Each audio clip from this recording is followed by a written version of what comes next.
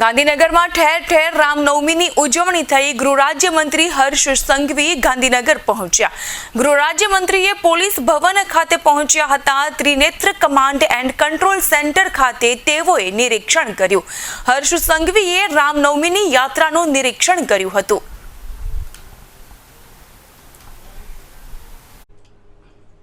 રામનવમીની આપ સૌને હાર્દિક શુભકામનાઓ।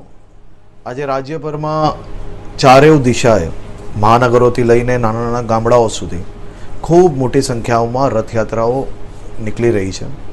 ગુજરાત પોલીસ આ તમામ રથયાત્રાઓના આયોજન માટે છેલ્લા અનેક દિવસોથી રાત દિવસ એક કરીને સૌ રામ ભક્તો રામજીની પૂજા અર્ચના અને આસ્થાની જોડે જોડે આ અદ્ભુત રથયાત્રાઓનું આયોજન થઈ શકે તે માટે ગુજરાત પોલીસે 552 જેટલી મોટી રથયાત્રાઓની સંપૂર્ણ વ્યવસ્થાઓ જોડે આ રથયાત્રાઓ હમણાં રાજ્યભરમાં ચાલી રહી છે।